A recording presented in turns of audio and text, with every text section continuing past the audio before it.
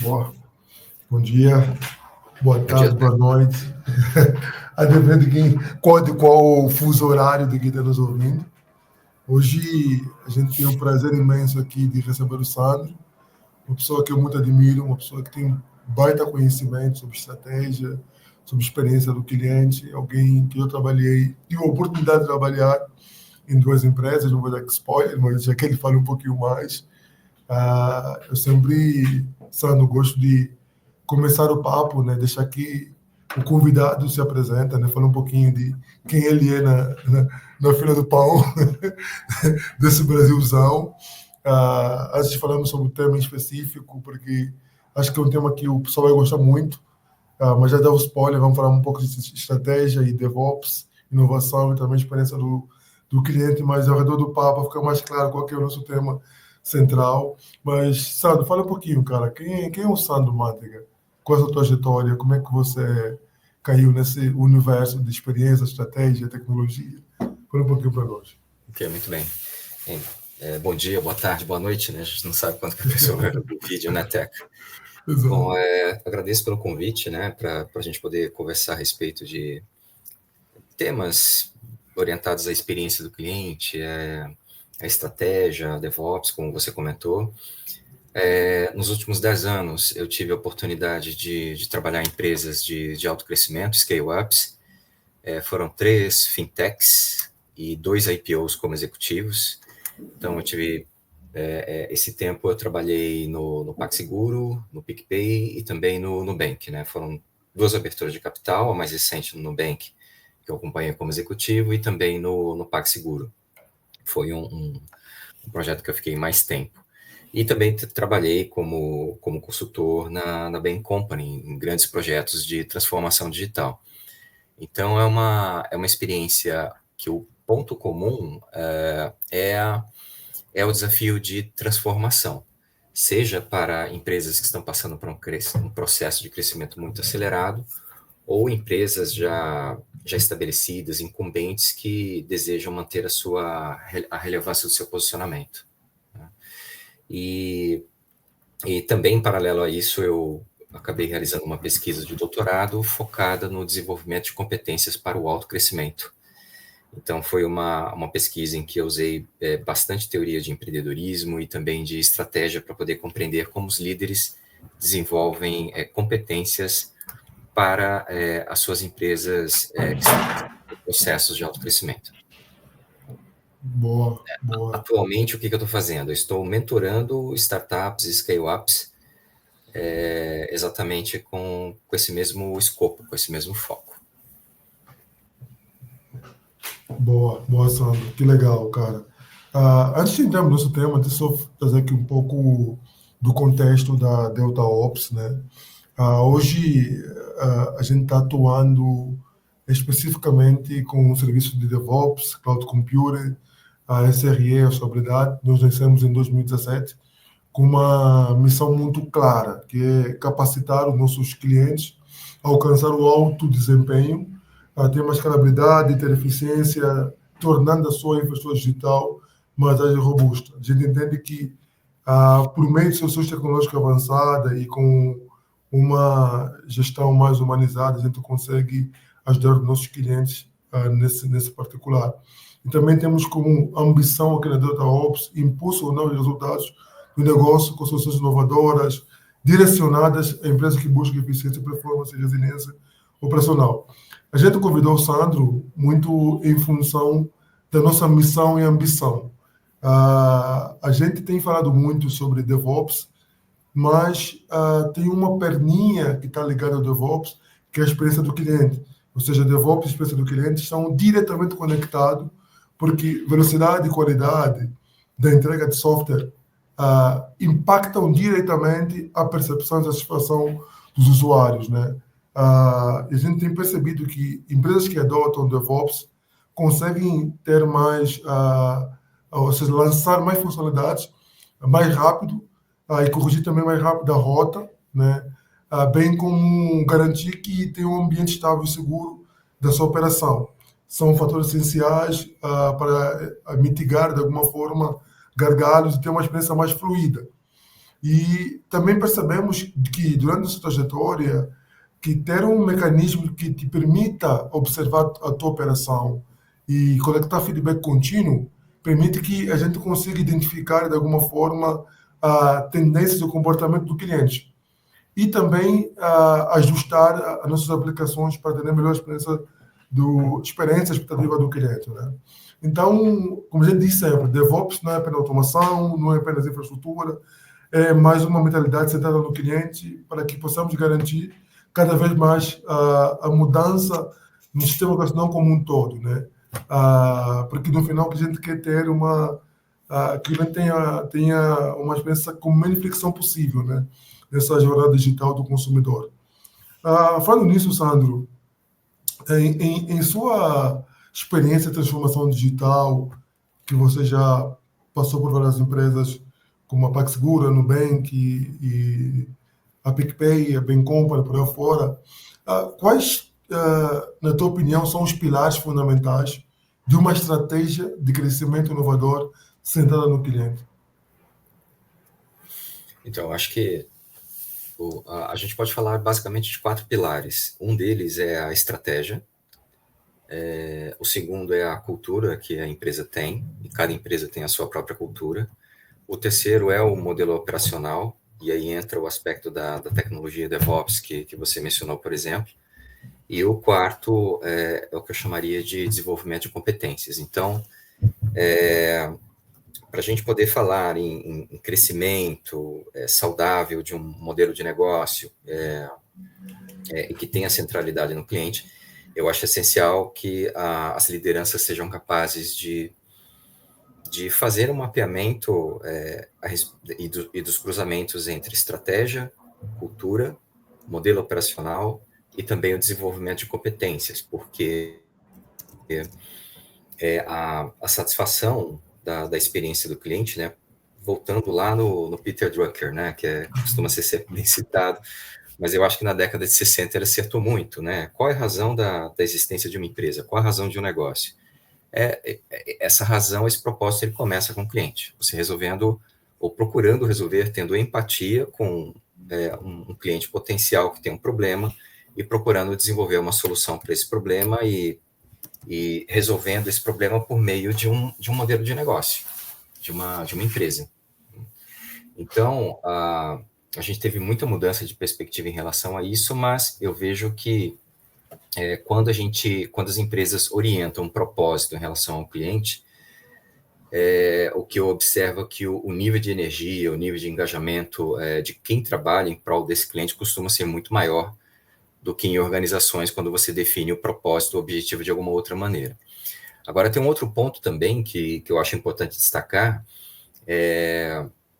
principalmente mais recentemente, nas últimas décadas, a gente vem observando aí uma certa dissonância, um descolamento, talvez num grau maior, entre o discurso e a prática em diversas empresas. No seguinte sentido, não é suficiente que a empresa que a empresa pratique apenas a centralidade no discurso, nas narrativas.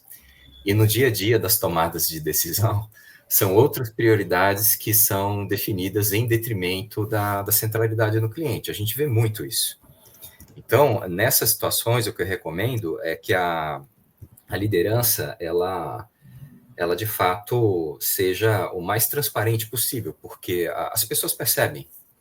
E o problema é quando tem uma dissonância entre o que se diz e o que se faz, isso dá um trabalho adicional para a gestão, isso gera uma frustração muito grande ali na base, né, os profissionais ali que estão trabalhando, e eu acho que tudo fica muito mais simples quando a gente tem ali clareza, transparência em relação a qual é o objetivo mesmo.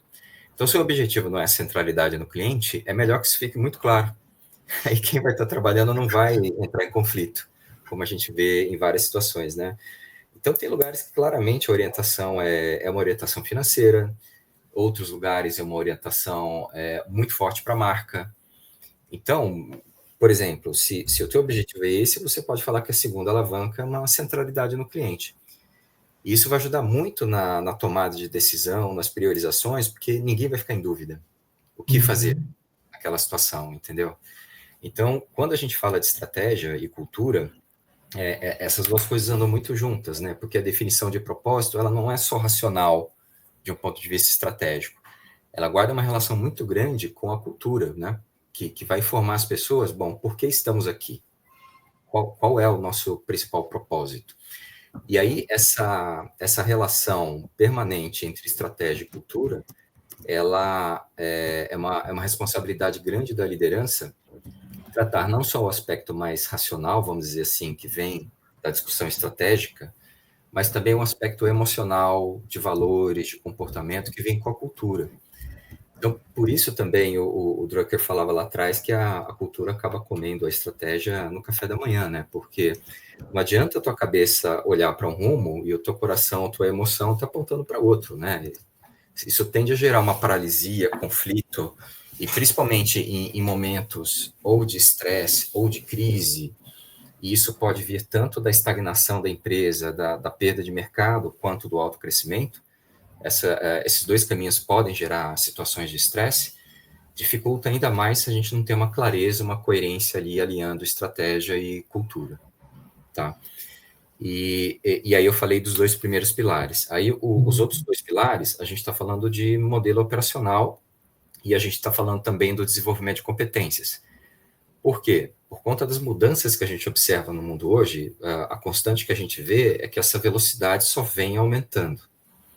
E os últimos desenvolvimentos, por exemplo, os desenvolvimentos mais recentes de inteligência artificial, às vezes fica até difícil a gente acompanhar todos os lançamentos aí que são feitos no mercado, né? Mas qual ferramenta é mais interessante para ajudar um desenvolvedor a ficar mais produtivo? Ou ferramentas de vibe coding, por exemplo, que a promessa é que talvez nem de um engenheiro de software seja mais necessário, né, para poder desenvolver um protótipo de um produto, alguma coisa assim, né? Claro que tem muitas diferenças de qualidade aí. Mas esses quatro aspectos, eles são importantes e, ao mesmo tempo, é complexo trabalhar, porque eles demandam uma visão que é multidimensional. E quando a gente fala de mudança, qualquer mudança ou qualquer transformação, ela vai ter que tocar em pontos desses quatro pilares que eu comentei. A cultura, a estratégia, o modelo operacional, que em geral mudanças organizacionais entre discussão desenho de estrutura organizacional, entre discussão governança, a gente está com as áreas que a gente precisa ter, temos todas as especialidades necessárias para lidar com o nosso desafio estratégico, por exemplo. Então, essas são questões ligadas ao que eu chamo de modelo operacional. E o desenvolvimento de competências é algo que ele é perene, seja numa situação de relativa estabilidade, para uma empresa ser capaz de manter o seu posicionamento estratégico, a sua relevância, ela precisa atualizar constantemente tanto as competências organizacionais quanto as individuais. Simplesmente para você se manter onde você está, você precisa aplicar energia para desenvolver ali as suas competências, simplesmente para permanecer onde você está, por conta de todas as mudanças que acontecem fora, no ambiente externo, né? Para manter a sua relevância, você precisa fazer isso. Quanto mais numa situação de autocrescimento, de manutenção, de autocrescimento, que tem um desafio duplo, né?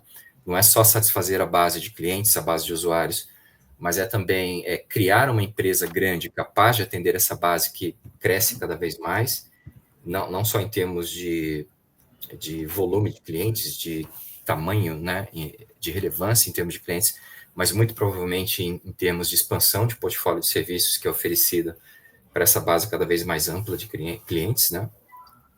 E também nas situações de crise, quando uma empresa vem perdendo mercado, vem perdendo relevância, ela precisa apresentar alguma reação. Isso costuma ser, né, vem ali um pacote de grandes mudanças, buscando reativar aí uma tração que gere crescimento e ajude essa empresa a continuar relevante. Não, boa, cara. Conversar contigo é um tanto quanto complicado, sabe? Porque é uma aula, sabe? Estou aqui anotando um monte de insight, mas você falou um negócio que me chamou muita atenção, principalmente essa tua última frase, situação de crise. O que eu tenho enxergado, eu também me apresentei aqui, eu sou engenheiro de produção também, sabe? Não sei se você sabe, não sei se você sabia disso, e eu estudei muito gestão industrial. E o foco da gestão industrial é eficiência pura, sabe? É como você fazer mais com menos, ser mais produtivo por aí fora. E tem dois grandes livros que eu li. Um deles diz muito sobre a teoria da restrição, né? A meta, do Leo Goddard. Sim. E no livro A Meta, Goethe foca muito em como maximizar o desempenho organizacional das empresas e, de alguma forma, atacar ou remover as restrições que limitam o seu crescimento. Uhum. O que eu tenho enxergado muito hoje, quando a crise, é que a velha máxima, ou seja, o mindset industrial que forjou muitos dos atuais CEOs, pessoas de C-level, é muito da eficiência, né? De buscar reduzir custos a qualquer custo, né? De cortar mesmo na carne. Isso contrasta um pouco com o que você acabou de falar agora, sobre ter uma estratégia clara, sobre ter uma cultura que leva em consideração também todo o porquê de a gente faz o que faz, modelo operacional, desenvolvimento e competência. Ah, a pergunta que eu te faço é, nos dias atuais, como é que a gente consegue definir uma experiência do cliente verdadeiramente inovadora, centrada em necessidades reais, não apenas aquela experiência, aquela fake experiência que, na verdade, o que ele quer é reduzir custo por meio da eficiência e coloca com pano de fundo que não, o que a gente quer, na verdade, é proporcionar a melhor experiência para o cliente final. Ou seja, que para isso precisamos enxutar um pouquinho mais a organização, ter os fluxos mais fluidos, mas fluxo fluido lê-se que eu preciso reduzir, preciso trazer inovação sem ter, de alguma forma, mapeado quais são os elementos do meu sistema que façam com que eu não consiga entregar com velocidade. Onde eu quero chegar? O que eu tenho chegado muitas das vezes é ver a transformação digital por meio de um processo mal estruturado, ou seja, por meio de várias ineficiências. E muitas das vezes, como a liderança não tem a visão end-to-end, a velha tendem sempre a dizer que temos uma empresa muito inchada, que não entrega, que é muito obesa e precisamos reduzir de alguma forma e tragam sempre como um pano de fundo de experiência do cliente. Então, eu queria entender um pouco de... Porque eu fico confuso de vez em quando participo de papo com o C-Level, quando o assunto é a experiência do cliente. O que, na tua opinião, é uma experiência do cliente verdadeiramente inovadora e centrada nas necessidades reais do usuário para garantir essa tal maximização do desempenho organizacional? Não sei se ficou claro a minha pergunta. Eu acho que sim, eu vou tocando aqui e depois você me fala. Como que eu vejo, Teca? Quando a gente, enquanto empresa, a gente define que a centralidade no cliente é a principal prioridade, ok, isso é um ponto de partida, isso ajuda numa série de tomadas de decisões, de priorizações e resoluções ágeis de dilemas. Então, se você estiver numa situação em que tem um dilema entre a experiência do cliente e, por exemplo, uma maximização de ganho financeiro, você define que a primeira é mais importante, a tua tomada de decisão ela é rápida. O problema é quando você diz uma coisa, mas na verdade você quer fazer outra. E aí que começa a discussão, que faz, e eu já passei por alguns lugares onde a gente tinha exatamente esse tipo de dilema. E aí, para a alta gestão, era muito claro o que tinha que fazer, mas quem ficava no middle management ali tinha que explicar por que a gente ia por um caminho e não pelo outro. E todo mundo estava questionando que deveria ir pelo outro. Entendeu? Então, por isso que eu falo que é muito importante a clareza da identidade, da cultura. Quem é você? Qual é o seu propósito? É como se a gente estivesse falando de uma espécie de terapia, entre aspas, que deveria ser feita, para que as pessoas não tivessem dúvidas sobre como realmente aquele sistema funciona e quais são as prioridades. O problema é você não ter ali o discurso alinhado com a prática, né? Que é um fator assim que eu acho que dissipa muita energia. E aí o ponto que você falou do Goldhardt, da teoria das restrições e tudo mais, eu acho que ele é muito importante pelo seguinte: uma das coisas mais bacanas que a teoria das restrições traz é o seguinte: quando você faz a gestão de um sistema complexo, esse sistema complexo ele pode ter uma infinidade de variáveis. Só que para você otimizar o desempenho desse sistema, elevar o desempenho desse sistema, você não precisa trabalhar com todas as variáveis ao mesmo tempo. Basta você trabalhar com um conjunto mínimo de variáveis ali que vão elevar o desempenho do seu sistema. Então, isso eu acho que é uma visão legal, porque ela te dá muito foco. Mas para poder ter esse foco, você precisa ter um entendimento de como funciona a dinâmica do teu sistema. Porque Exato. senão, é muito fácil, né? Você chega numa lista ali, eu até escrevi um artigo recente, um post recente no LinkedIn falando disso. Você pode trabalhar com uma... É relativamente comum a gente ver empresas que têm, assim, centenas de metas. E não necessariamente essas metas são coerentes.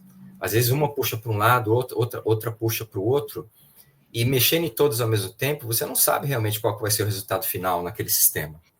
Tá? E o que o Goldhat fala na meta, que eu acho muito bacana, é isso, cara. Em geral, são poucas variáveis que você precisa trabalhar para elevar o teu resultado. Na sequência, vai aparecer um outro gargalo. Então, Uhum. casa muito com a ideia de DevOps, quando a gente pensa em sistemas e arquitetura, em fazer com confiança, com qualidade, mas com velocidade, entregas constantes em produções. Isso conversa também com o tema de experimentação, porque em muitas situações você não sabe qual é a probabilidade de sucesso de uma hipótese de negócio que você tem sobre o comportamento do cliente, sobre solução potencial que você está imaginando, e aí o único jeito de você coletar dados é realizando experimentos.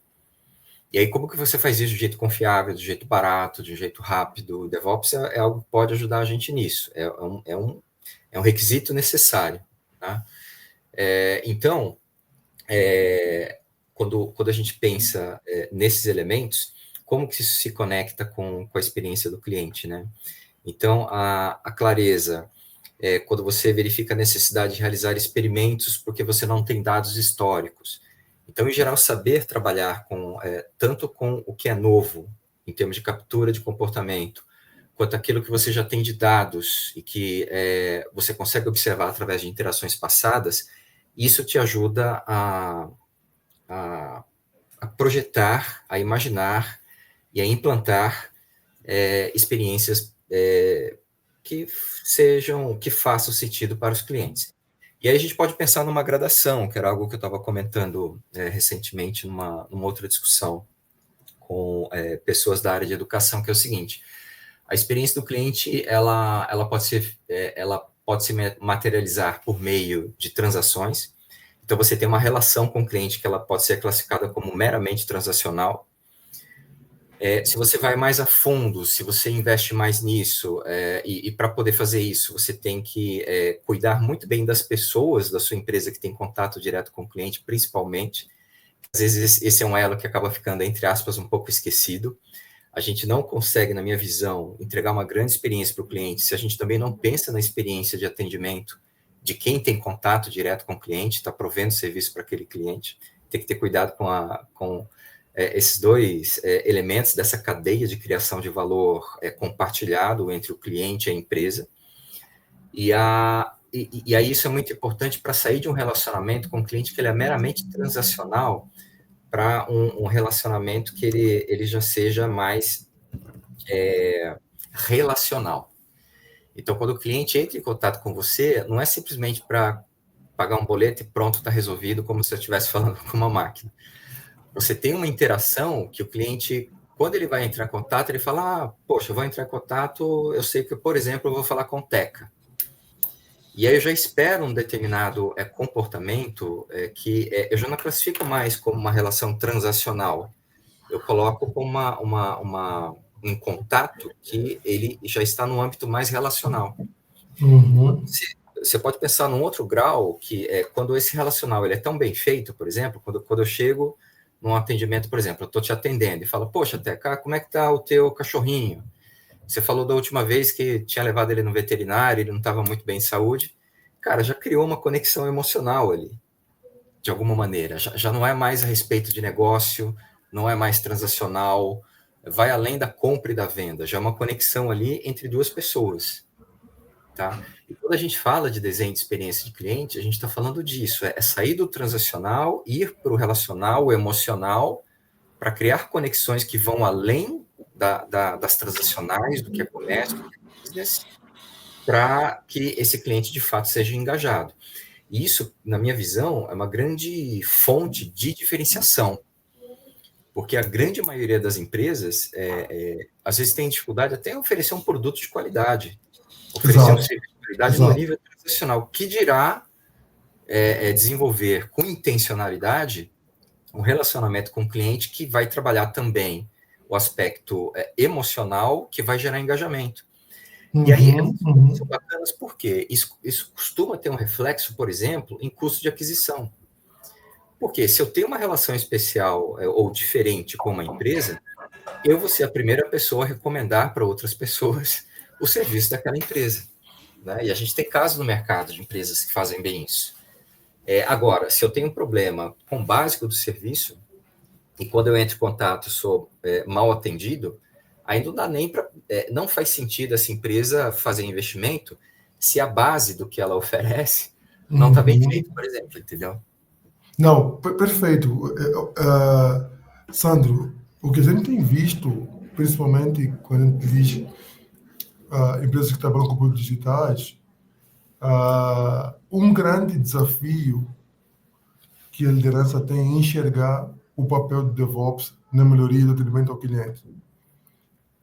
E a gente tem sempre dito o seguinte: a gente vê quatro grandes oportunidades, né, de alavancar, de ter um serviço de atendimento ao cliente confiável e da prática do usuário.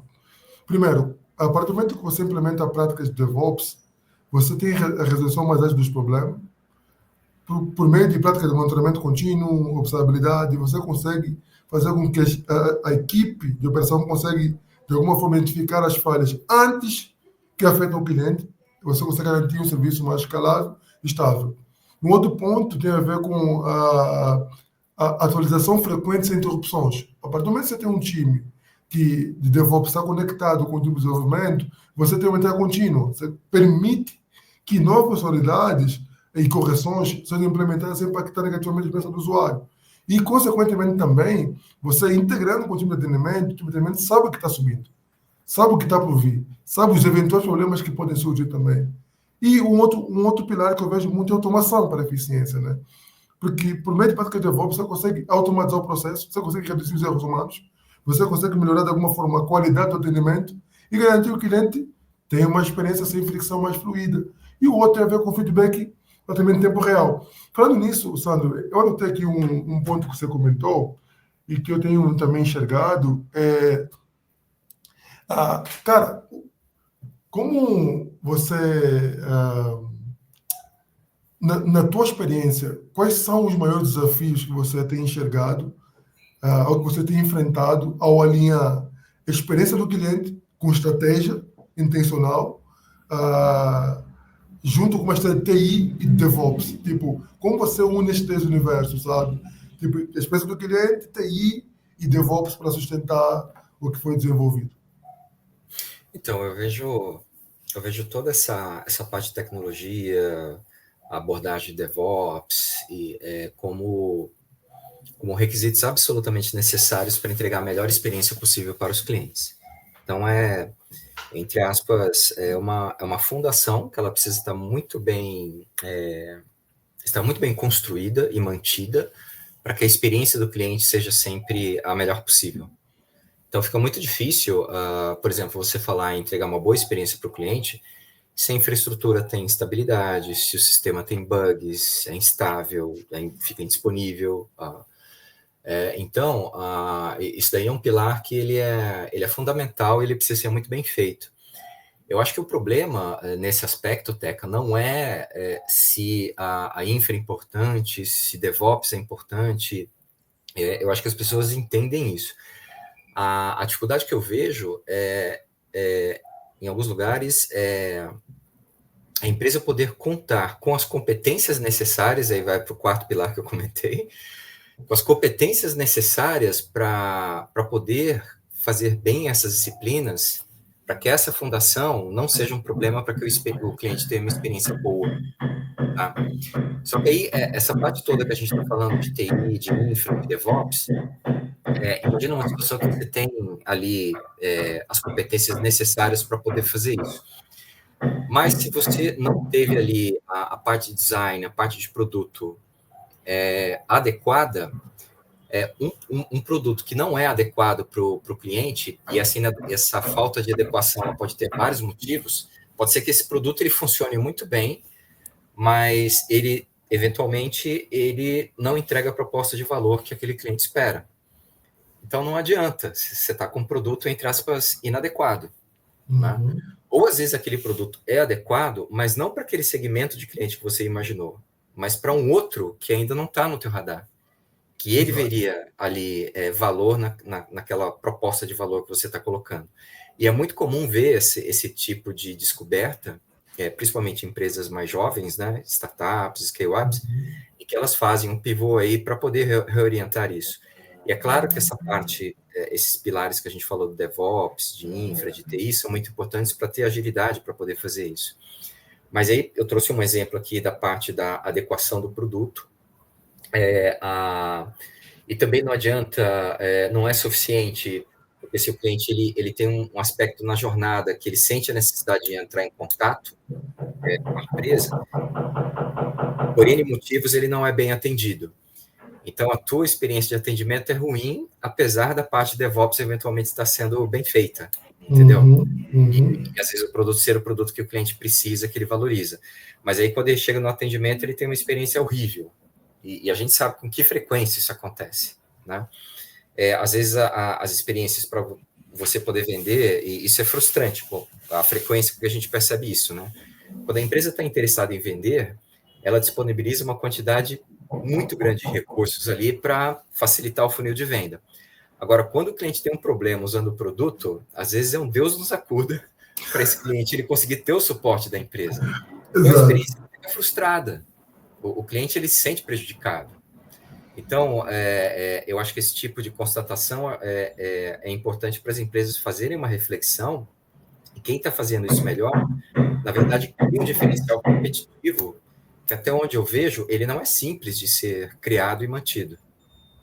Que é essa experiência em todos os pontos da jornada, pensando aí na excelência e no engajamento que vai além do transacional, vai promocional e vai para o engajamento de fato ali com o cliente.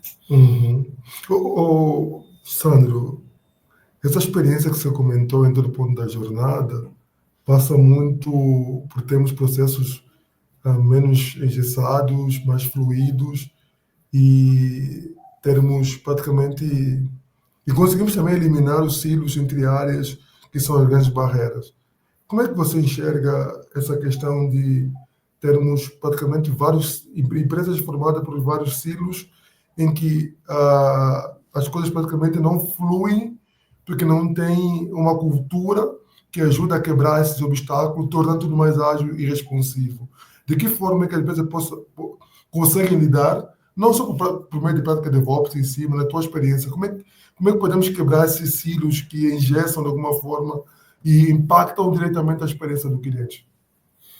Por exemplo, se a gente está falando de uma empresa que ela tenha o desejo genuíno de ser centrada no cliente, eu acho que é um jeito muito fácil de você perceber o quanto que a prática, ela de fato está coerente, ela espelha essa intenção, esse discurso. A gente pode olhar, por exemplo, para métricas. Quais são as principais métricas de cada área? A gente vai perceber que, em geral, não tem métrica relacionada a cliente. A grande maioria das áreas não tem. Verdade, verdade. Então já começa por aí. Se as áreas estão sendo medidas por métricas que não têm conexão por cliente, você já tem uma dissociação. Né? Um outro ponto que é fácil você observar também é durante os rituais, as reuniões, qual é a frequência com que se fala de cliente. Então, isso é um exercício que eu faço e eu garanto para você, na maioria das vezes, o cliente ele acaba não aparecendo ali nas discussões. A gente acaba falando de problemas internos e não da nossa relação com os clientes. Isso pode ter as suas razões, ou quando a gente fala do cliente, acaba sendo um tempo pequeno. Então, essas pistas de métricas, de sistemas de incentivo, os sistemas de incentivo medem, eles premiam o quê nas organizações? Né? Um quarto ponto é o quanto que a gente celebra as nossas interações com os clientes em nossa empresa. A gente vai observar situações que não tem celebração nenhuma. Agora, tem organizações que celebram isso, que elas contam histórias de atendimentos a cliente que foram muito além da expectativa do cliente.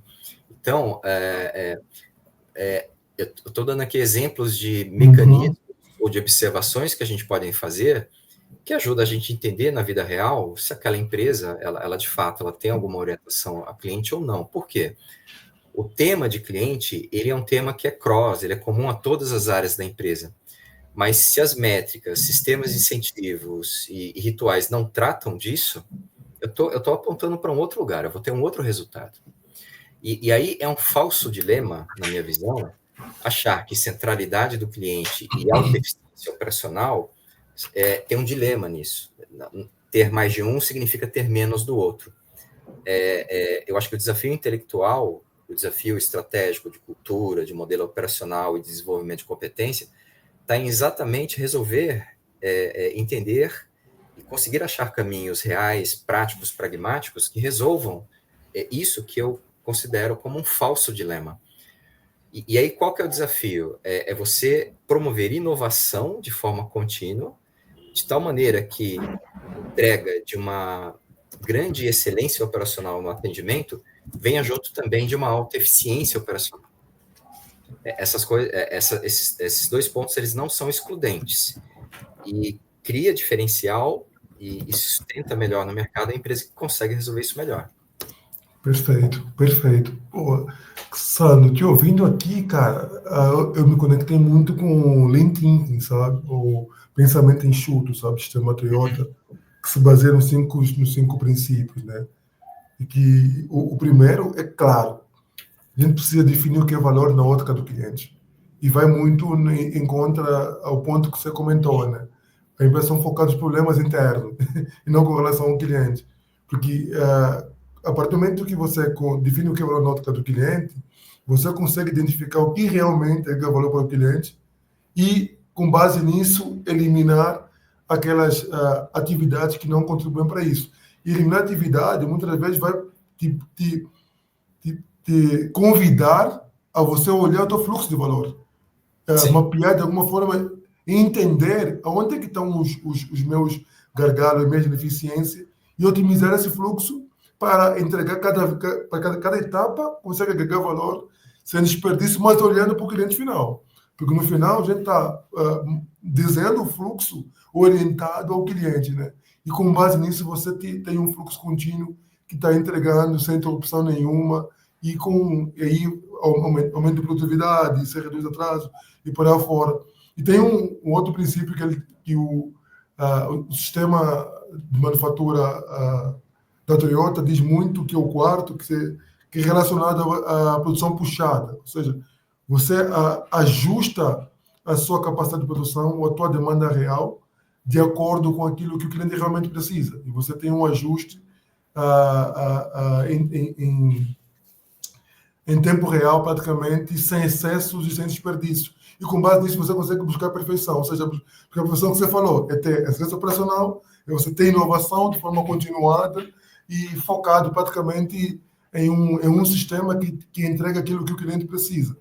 E aí eu te pergunto, Sandro, dito isso, como é que as empresas podem equilibrar velocidade de entrega e qualidade sem comprometer a experiência do cliente? Então, por exemplo, se a experiência do cliente ela é definida como uma prioridade, sendo uma prioridade, eu entendo que as pessoas deveriam ter autonomia para cuidar dessa experiência do cliente, de fato. E tomar decisões ali, principalmente quem está na linha de frente, nesse sentido tem que inverter um pouco a pirâmide. Quem está na linha de frente, em contato direto com o cliente, deveria dispor de sistemas, processos, políticas, para que eles tivessem o máximo de autonomia possível para resolver o problema do cliente. onde que começa a surgir os problemas? Quando quem está na frente, quando quem tem contato direto com o cliente, não consegue resolver. E aí a complexidade interna da empresa e a falta de clareza é o que gera atraso nessa resposta de resolução. Porque aí se aquela pessoa que está em contato direto com o cliente, ela não tem autonomia, as capacidades, os recursos, o apoio para poder resolver isso, que seria a forma mais rápida e que daria a melhor experiência para o cliente, a gente entra aí dentro de um lead time dentro da própria organização. Então, escala o problema e vai para uma outra área, supostamente mais especializada. Essa área não consegue resolver porque é um problema que tá gerando lá. Se for seguir a política que está escrita ali, o preto no branco, a resposta vai ser não, e o cliente vai continuar insatisfeito com aquilo. Então, pega escala, esse negócio no limite pode chegar até o CEO. E aí o CEO que vai tomar essa decisão. Agora, imagina isso numa empresa grande, quantos níveis hierárquicos esse negócio tem que ir?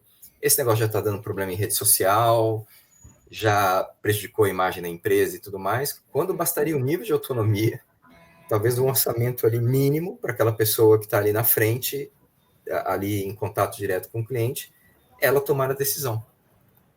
Entendeu? Eu dei um exemplo aqui e aí isso também conversa com todo um sistema. O quanto que a empresa, de fato, ela se preocupa não só com os contatos, as interações com os clientes, mas o quanto ela tem uma governança cross em toda a empresa que envolva design, produtos, engenharia, finanças, marketing, todas as áreas. Porque no final das contas, sempre toda área tem alguma conexão com o cliente em algum grau, de algum modo. Então, como você cria uma governança que conecte toda a empresa para ter um grau de resolutividade e um processo de melhoria contínua da experiência do cliente? Então, por exemplo, a gente tem ranking de reclamação no Banco Central, que é apurado de forma independente pelo Banco Central. Isso daí pode ser uma boa orientação para as empresas terem um processo de melhoria contínua para resolver as principais razões de reclamações dos clientes, por exemplo. Tá? Então, acho que são esses dois pontos. Esses dois pontos são importantes aqui como exemplos, né? Quem está na linha de frente, contato direto com o cliente, é interessante que tem mais. Na minha visão, eu acho que a gente precisaria de um paradigma diferente do que a gente tem, porque muitas empresas veem os atendentes como peças, entre aspas, facilmente substituíveis. Você vai lá e troca o agente humano, treina a pessoa ali um tempinho e ela já está pronta para poder fazer atendimento. Na minha visão, essas pessoas são tão importantes que elas mereceriam um tratamento e um desenvolvimento muito melhor do que o que, em geral, a gente fornece para elas. Porque elas, quem estão representando a empresa diretamente com o cliente, entendeu? Concordo 100%. E a gente tem falado muito isso para os nossos clientes, não exatamente com essas palavras que você trouxe, mas muito numa pegada de DevOps, né? Tem sempre trazido para eles que, olha, quando a gente fala de melhoria contínua, praticamente é a base ou é um dos pilares fundamentais do DevOps. A gente precisa garantir que os processos, os produtos, os serviços sejam constantemente refinados para que possamos aumentar a eficiência e a qualidade. E quando você olha para CI/CD, você consegue reduzir erros, acelerar entregas e tal. Mas mais do que você olhar para CI/CD, para monitoramento, para uma cultura de aprendizagem e adaptação, foi o que você falou. Se a gente não dá autonomia, dá os mecanismos de ferramenta que cada linha de frente precisa para que possa fazer com que a gente tenha de largada já um compromisso com a experiência do cliente, do usuário, a gente, na verdade, vai estar enxugando o gelo, porque eu posso ter uma operação hiper mega eficiente, um tipo de produto que entende bem da necessidade do usuário barra cliente, mas se o time da linha de frente não está capacitado, não tem as habilidades que precisa, a ferramenta que precisa para proporcionar um atendimento que seja condizente com aquilo que a empresa produz, na verdade, nada adianta, né? Então, acho que a importância de entender que o atendimento ao cliente é uma área também estratégica da organização. não é Sim. uma área meramente que a gente tem que deixar à margem e só olhar quando ao incêndio, está pegando fogo, e aí tentar entender. Eu me lembro que na PagSeguro a gente tinha o GT de experiência de cliente, se não me engano, em que a gente tinha uma conexão muito boa do time de atendimento com o time de produto, onde existia uma conversa, o time de atendimento trazia os top 10 motivos de atendimento do mês e tal, e lá era um papo muito bacana em que eles conseguiam já olhar quais seriam as possíveis ações que deviam ser tomadas em conjunto e tal, e isso me fez ah, pensar muito na questão da observabilidade e eficiência operacional, porque nós temos observado que cada vez menos a observabilidade é um tema que tem sido levado em que não tem tido a relevância que deveria ter. Vou chegar, dizer só que eu estou aqui muito racional, vou chegar onde eu quero chegar e te passar a bola. Nós trabalhamos aqui com o mecanismo de monitoramento de observabilidade para olhar a operação do cliente e tal, para a gente atuar de forma proativa e tal. E eu entendo, quando eu olho para organizações que têm um time de atendimento, praticamente quando a gente fala de observabilidade, esse entendimento é o time capaz de enxergar os eventuais problemas que a empresa vai ter, tanto em termos de evolução do produto, tanto também em termos jurídico. Como você enxerga, na sua visão, a importância de você ter um processo end-to-end mapeado, compartilhado, socializado e também ter mecanismo de monitoramento e observabilidade ao longo desse processo para que a empresa possa, de alguma forma, alcançar a sua visão estratégica com excelência? Então, Teca, eu acho o seguinte, em muitas situações, eu acho que a gente tem dois casos possíveis. Eu posso tentar simplificar dessa maneira. A primeira situação, a gente até tem o dado, a gente tem muito dado nas empresas a respeito dos clientes. A dificuldade que eu vejo é que a gente não investe muito tempo tirando o valor, tirando o conhecimento desses dados. Porque as dificuldades, as dores dos clientes estão contadas lá. Tá? E parte do trabalho que eu tenho feito mais recentemente é simplesmente pegar o dado que existe na empresa e, bem rapidamente ali, usando amostras, você consegue fazer um raio-x do que está acontecendo naquela operação de atendimento e tudo mais. E eu fico ainda impressionado como que a empresa tinha esse dado, mas não usava esse dado. Tá? Então, começa por aí. Então, tem uma situação que você tem o dado, mas você não consome o dado. Quando a gente fala, a segunda situação é a situação em que esse dado existe, mas de uma forma volátil. Ou ele existiu, mas ele não foi capturado. Tá? Então, essa parte, quando a gente fala de monitoramento, é muito importante a gente também definir o que a gente quer monitorar, porque senão a quantidade de variáveis ela é potencialmente infinita. E a gente volta na teoria das restrições lá do Goldratt. Cara, o que é importante que você monitore para você estar fazendo a gestão ali, o monitoramento, e definir as ações mediante algum comportamento de alguma variável, que seja, né? Então, esse é um aspecto muito importante. E na minha visão, isso conversa muito com o produto, porque na minha cabeça, todo design de produto, ele deveria, de fato, compreender, ele deveria levar em conta alguns aspectos importantes. É a experiência do cliente end-to-end. Não é só no aplicativo, não é só no caminho feliz da jornada desse cliente, mas também nas situações em que tem um ponto ali da jornada que deu errado, que ele vai para um caminho infeliz e ele vai precisar de atendimento. Então, esse segundo ponto do atendimento também, ele tem que ser instrumentalizado para poder ser monitorado de uma perspectiva de produto. Não é, entre aspas, jogar o cliente lá para atendimento, e o atendimento vai tentar se virar lá com um back-office, tentando fazer uma query lá no sistema produto para saber qual foi o problema que aconteceu com aquele cliente e tal, e principalmente para tentar resolver.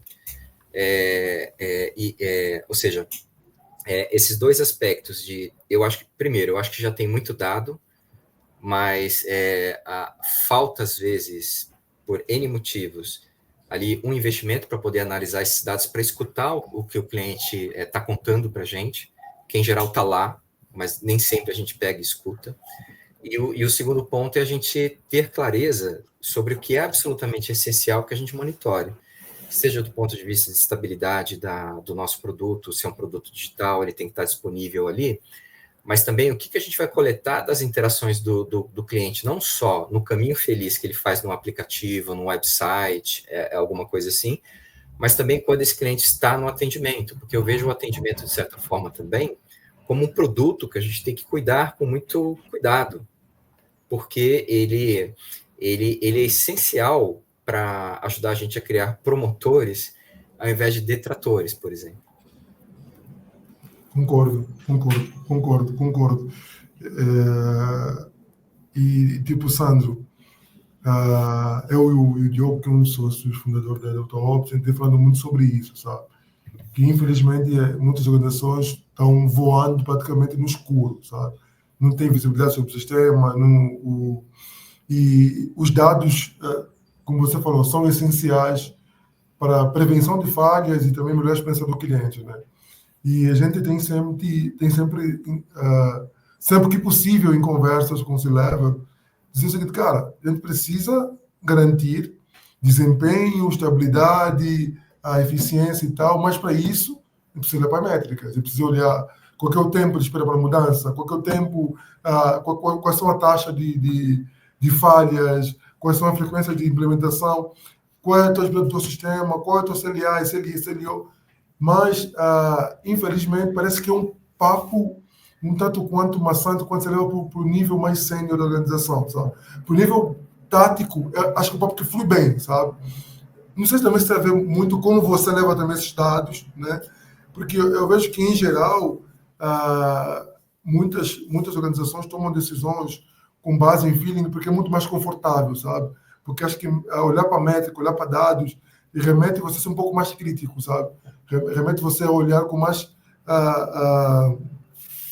profundidade o problema que você está tentando resolver, sabe? Não sei se você também compartilha de uma visão que é um pouco também de estar na zona de conforto, não querer olhar para o que eu já tenho, e aí muitas vezes eu pago uma consultoria para me dizer praticamente o óbvio, sabe? Não sei, tipo, eu sinto que muitas vezes parece que há uma ignorância sistêmica intencional, sabe, de alguma forma, sabe? Com relação à métrica, sabe?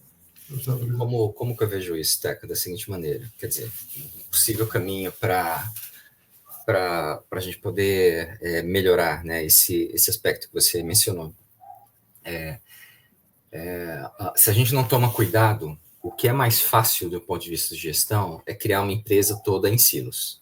Você tem as especializações funcionais, às vezes algumas áreas cross, tem a dificuldade de integração ali, só que o cliente está pouco se importando para a complexidade interna que a empresa tem. Ele quer um bom atendimento, ele quer um bom serviço sempre. É simples assim. E aí a gente tem que evitar o máximo possível uma estrutura e uma governança que ela seja compartimentada, porque aí você perde a visão do cliente. Porque às vezes o cliente, ele não é cliente só de uma unidade de negócio, ele é cliente da empresa. A empresa oferece um portfólio ali de serviços para ele, né? E aí o desafio que tem é conseguir enxergar essa jornada não só pelas métricas particulares de cada área funcional da empresa, que a gente já viu que, em geral, não necessariamente ela está conectada com a experiência do cliente, pelo menos não diretamente, e talvez trabalhar com métricas comuns, conectadas ao cliente, mas comuns a todas essas áreas com diferentes especializações funcionais. Porque a partir do momento que você começa a compartilhar por meio de métricas, enfim, de uma maneira mensurável, o teu relacionamento com o cliente em diferentes áreas, cada área potencialmente se torna capaz de entender qual é a sua contribuição, o seu impacto para aquelas métricas conectadas diretamente à experiência do cliente. E aí você pode ter várias. Eu acho que dá para fazer esse trabalho com custo de aquisição, com custo de manutenção, com custo de retenção. Eu acho que um caminho interessante também é trabalhar com métricas de lifetime value do cliente. E aí, a partir do momento que você faz isso, você conecta o que acontece na operação, o que acontece na engenharia, na infra, em produtos, marketing, etc., com o teu relacionamento com o cliente, a experiência que você entrega para ele, e com métricas, por exemplo, financeiras, que foram esses exemplos que eu dei. Quando a gente fala de métricas financeiras, alta liderança, na alta gestão, a gente consegue mais fácil a atenção deles. Porque a gente está falando uma linguagem que é uma linguagem comum, tá? E aí, quando você explica o que está acontecendo na operação, por exemplo, ou na parte de estabilidade em um sistema e quantifica isso em termos de impacto de perda de receita, clientes insatisfeitos, mas o impacto que isso pode ter em probabilidade de churn e lifetime value, etc. Quando a gente aprende a trabalhar com essas métricas e falar essa linguagem se torna comum, a gente se torna capaz de mensurar o efeito que a nossa ação ou omissão tem nesse tipo de métrica. E aí a conversa ela fica mais fácil da gente pegar e discutir prioridade, porque a gente está falando de sistemas que são complexos, é realmente difícil você conectar uma métrica de nível de serviço, por exemplo. Vou te dar um exemplo aqui. Nível de serviço. Qual nível de serviço faz sentido a gente oferecer para os nossos clientes? Ele tem um primeiro atendimento humano, quando é necessário um atendimento humano, quando o bot, por exemplo, não resolve. Em até 30 segundos ou em até 60 segundos em 90% dos casos. Ou esse cliente pode esperar 2 minutos. A gente está falando de um contato síncrono ou de um contato assíncrono?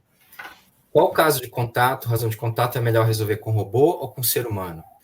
Então, essas coisas todas, se você conecta com uma métrica financeira, fica mais fácil você tomar a decisão e fazer uma priorização. Só que tem um outro aspecto final que é dificílimo e pouquíssima empresa faz esse negócio direito ou de forma ampla, que é a competência de experimentação. Porque muitas vezes, para responder esse tipo de pergunta, a gente não vai ter o dado dentro de casa.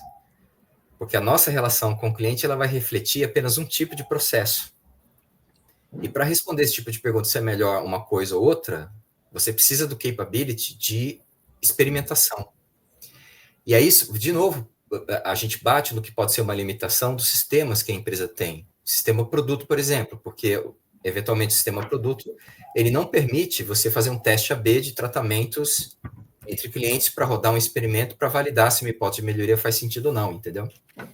E aí, de novo, a parte de DevOps é muito importante, que ajuda a dar estabilidade, a fazer tudo isso que a gente está falando, os experimentos, ter as métricas que conectam a experiência do cliente com uma visão financeira, que fica mais fácil a gente discutir na alta liderança. Nossa, perfeito, Sandro. Cara, eu ficaria aqui a manhã toda, o dia todo conversando contigo, cara. Sério, eu digo aqui para o mundo todo, eu sou seu fã, cara. Sério, eu acompanho Bacana, os teus posts, eu leio os teus artigos, eu salvo aqui, inclusive a tua newsletter agora nova, né, que você lançou e tal, Sim, eu estou seguindo, estou acompanhando e tal.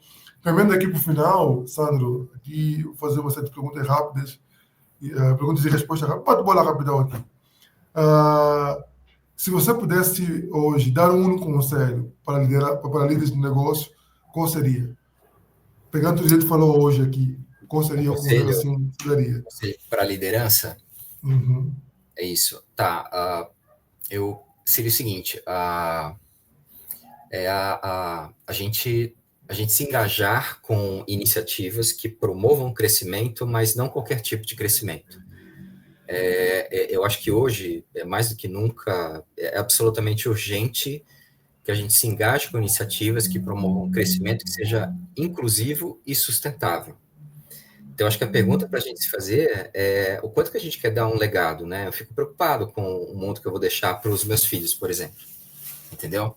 Uhum. E aí eu acho que esse seria o ponto de reflexão. O quanto que a gente está trabalhando com mudanças, transformações que também promovem inclusão e sustentabilidade. Ou é algo só para que as empresas sejam bem-sucedidas de uma perspectiva financeira que eu acho que não é o que está apontando para um caminho bom. Não, perfeito. Qual livro ou conceito de gestão mais impactou a sua visão sobre negócio durante a tua trajetória? Se você ler um livro, qual seria? Nossa, são vários livros, hein? A gente falou de um aqui, A Meta, que eu acho que dá é um clássico, né? Para abordar esse sistema, que eu também gosto. Eu estou tentando pensar mais recentemente. Olha, selecionar um livro só. Para um doutor pesquisador é uma missão ingrata. Ah, eu lembrei de um aqui, de um professor, é difícil, de um professor da Colômbia. É, é um livro chamado The Process Matters.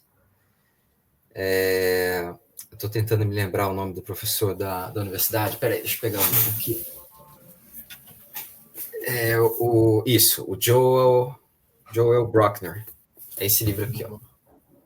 Boa, Tá? boa, legal. E por que eu acho esse livro bacana? Porque eu acho que é um livro que todo gestor deveria ler, todo gestor de pessoas deveria ler. Por quê? Ele trata do como a gente pode estruturar processos que aumentem a confiança, que aumentem coesão, que aumentem engajamento. Quais são os princípios que a gente tem que ter o cuidado quando a gente desenha processos e pensa em mudanças para não perder a confiança das pessoas? Eu acho que Interessante. a confiança é a base de qualquer expectativa de alto desempenho que Exato, a gente tem. exato. Não, perfeito. Ah, acho que hoje a gente fala muito sobre tecnologia, principalmente as IAs da vida e tal. Na tua visão, existe uma tecnologia que você acha que será indispensável nos próximos 5 anos, Uma durante tecnologia isolada. esses teus estudos? Seria É difícil. indispensável, todo mundo precisa entender ou ter literacia sobre o assunto. Eu acho que se tem uma coisa correta a respeito da IA que a gente pode esperar, que eu acho que vai ser invariante, é que o uso da IA vai se tornar cada vez mais pervasivo em muitas atividades que a gente faz. Ao mesmo tempo, a gente vê muita especulação ainda, a gente vê a proliferação de muita iniciativa, e a gente está num momento assim de muita abertura nesse sentido, né? Porque a cada semana surgem novidades, surgem empresas novas, com produtos novos, com IA e tudo mais, e se propondo a resolver determinadas dores ou casos de uso. E o fato é que boa parte disso, na minha visão, vai acabar tendo mais um caráter experimental do que algo de fato vai ficar de uma forma mais estrutural. Mas entre essas apostas, a gente vai encontrar apostas que de fato elas vão resolver bem oportunidades que a gente tem, e essas tendem a ficar e prosperar e gerar mudanças, né? Eu concordo que nesse sentido a IA ela vai modificar muito a forma como a gente faz as coisas, né? Perfeito. As diferentes atividades que a gente tem no trabalho, dentro dos mais diferentes domínios, né? Isso vai gerar um impacto muito grande. Agora, o desafio no estudo é a gente entender que qualquer ferramenta que seja, e a IA é só um exemplo, é sempre uma ferramenta e um meio. A gente não pode esquecer que, no final das contas, o motivo de tudo isso deveria ser um motivo humano, um motivo de bem-estar, né? Boa. Então, tomar muito cuidado com isso. Legal.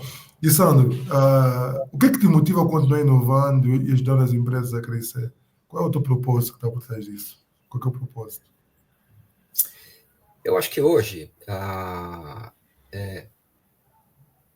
eu me sinto um pouco envergonhado, por exemplo, quando eu olho um país como, pegando o exemplo do Brasil, tá? E acho que isso vale para o mundo também. Um país que tem os recursos e o nível de riqueza que o Brasil tem, tendo esse grau de desigualdade social. Eu me envergonho por isso. Eu fico me questionando o que eu posso fazer para, dentro da minha mínima e possível contribuição, o que eu posso fazer para ajudar a melhorar minimamente isso? Tá? Porque o problema que a gente tem hoje no mundo, isso não é só no Brasil, esse problema da desigualdade, os Estados Unidos está passando por um processo crítico também. A gente observa isso no mundo todo, em economia, tanto as economias, entre aspas, mais desenvolvidas, quanto as economias menos desenvolvidas, né? A gente vê esse aumento da desigualdade. E no momento em que o problema não é falta de disponibilidade de recurso. O problema é um problema de distribuição, que entra na questão da inclusão que eu comentei. Uhum. Então, eu acho que a gente tem que resolver esses dois problemas. Tem que resolver o problema da sustentabilidade. A gente não sobrevive sem um ecossistema, né? A gente não vai conseguir fabricar alguma coisa nesse sentido, quem acha que ir para Marte é solução, eu acho que pode estar mortalmente errado. Cuidado, você tá comprando guerra com os bilionários, hein, Sandro? Cuidado. Exato. E, cara, eu não sei se é querer viver num bunker em Marte com meia dúzia de pessoas que pensam desse jeito, entendeu? Acho que provavelmente não. Mas isso tem solução, sabe? Mas passa por mudar muito. Eu acho que a grande transformação é uma transformação em como a gente pensa as coisas, como a gente pensa, como a gente produz, como a gente cria riqueza, como a gente distribui riqueza, entendeu? Eu acho que o problema fundamental é esse. Boa. Sandro, sabe que você foi o cara que resumiu para mim de forma prática e clara o que é estratégia. Foi um podcast que você gravou com a K21, acho que é você, a Olha, Mari e bacana. o CFC, se não me engano. CFC, É isso.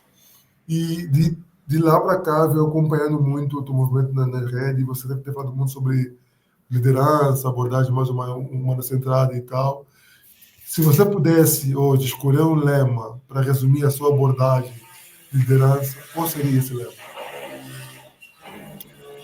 eu diria que é uma, é uma mudança, é uma transformação que também promova inclusão e sustentabilidade. Eu acho que esse é o problema mais urgente que a gente tem. Boa, boa. Legal, Sandro, muito obrigado. Foi um papo, assim, para mim, eu acho que comecei a minha terça-feira com um presente, né? A gente conseguiu explorar aqui vários temas que se conectam, né? De estratégia, DevOps, experiência do cliente, observabilidade. A gente conseguiu passar um pouquinho sobre como uma tecnologia é uma ferramenta para impulsionar a inovação, crescimento sustentável, por aí fora. Acho que os insights que você trouxe sobre liderança, experimentação, reforçando a questão da adaptabilidade, de ter um modelo operacional, cultura de aprendizado, melhor contínuo, acho que foi bem rico e tudo uma visão centrada no cliente, né?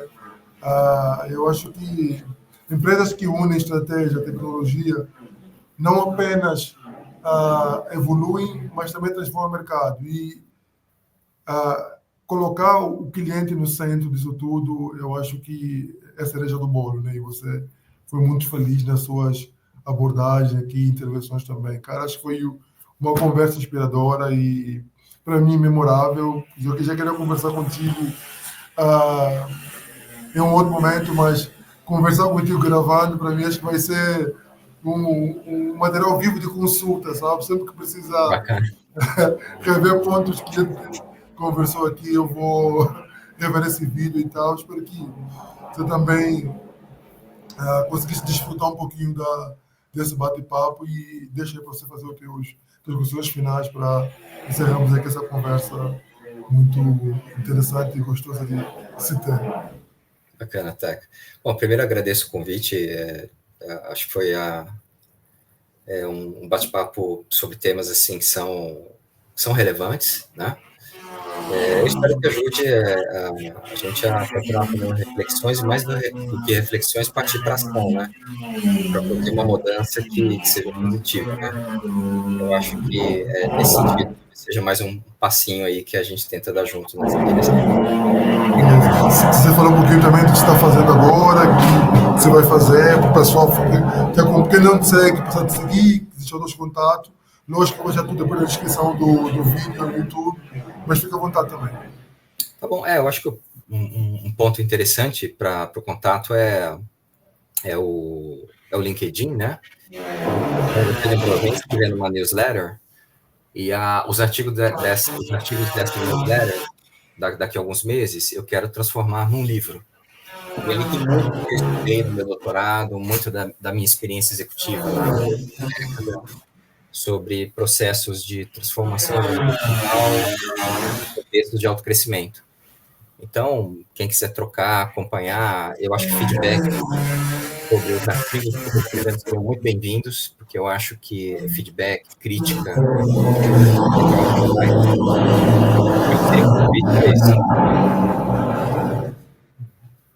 Boa. Boa, Sandro. Cara, obrigadão mais uma vez. E por incrível que pareça, agora começou aqui uma batição. Eu estou escutando. Vocês estão ouvindo aí. Acho que terminou no momento certo. Sandro, obrigadão. E, gente, mais uma vez, obrigado aí pelo vosso tempo. Espero que esse conteúdo tenha contribuído para a discussão sobre DevOps, experiência do cliente. E tchau, tchau. A gente se vê no próximo bate-papo. Valeu. Um abraço, até logo.